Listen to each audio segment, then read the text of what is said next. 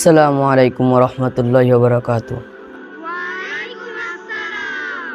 আপনারা সবাই ভালো আছেন? আলহামদুলিল্লাহ। আপনারা সবাই কি আজকে ফজরের নামাজ পড়ছেন? জি। আপনারা সবাই প্রতিদিন 5 ওয়াক্ত নামাজ জামাতের সাথে আদায় করবেন।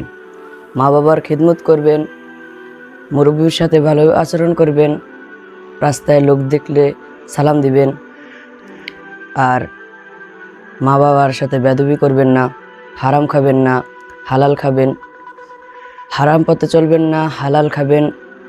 আপনারা সবাই মা বাবার খিদমত করবেন, বড় উস্তাদের খিদমত করবেন।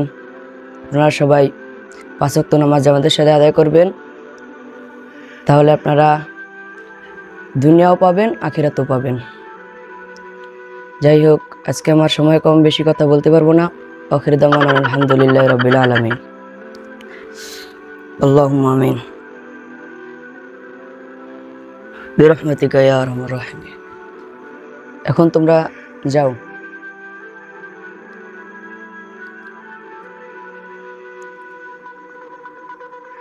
আমার খাদেম জুনায়েদ কোথায়? এদিকে আসো, তোমার সাথে কিছু কথা আছে।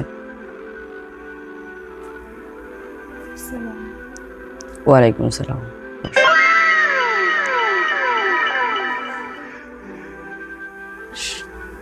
জি ভালো আছি, তুমি ভালো আছো?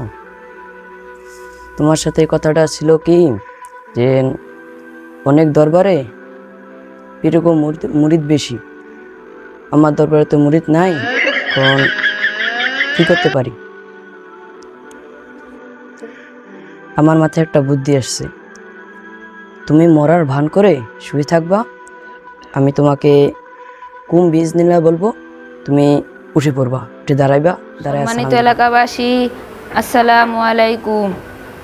একটি শোক সংবাদ। আজ রাত 1:30 খুলনা গ্রামে জুনায়েদ হাওলাদার ইন্তেকাল করেছেন। ইন্না লিল্লাহি ওয়া ইন্না ইলাইহি রাজিউন। মরহুমের জানাজা নামাজ আজ সকাল 10 ঘটিকার সময় অনুষ্ঠিত হবে, তাই সকলকে আসার জন্য অনুরোধ করলাম।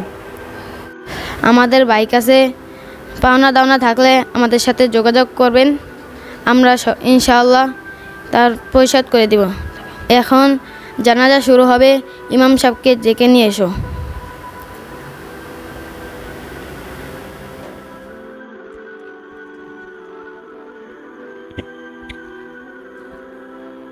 আসসালামু আলাইকুম ওয়া রাহমাতুল্লাহি ওয়া বারাকাতুহু। আপনাদের এলাকার মানুষ জুনায়েদ মারা গেছে। আমার অনেক ভালো খাদেমা ছিল, মারা গেছে কালকে রাতকে। আপনারা সবাই দোয়া করেন, আমি আল্লাহর কাছে দোয়া করি যে তাকে জীবিত করে দেয়। কুম বিইজনিল্লাহ, কুম বিইজনিল্লাহ। তুমি আল্লাহর হুকুমে জীবিত হও, তুমি আল্লাহর হুকুমে জীবিত হও, তুমি আল্লাহর হুকুমে জীবিত হও।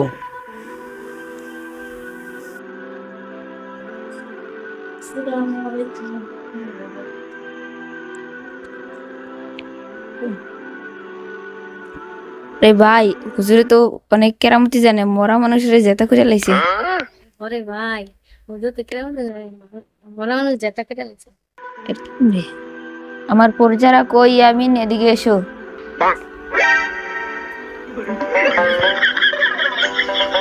শুনেছি আমাদের দেশে একজন বড় পীর আছে, সে নাকি মরা মানুষ জীবিত করতে পারে, তাকে ডেকে নিয়ে এসো।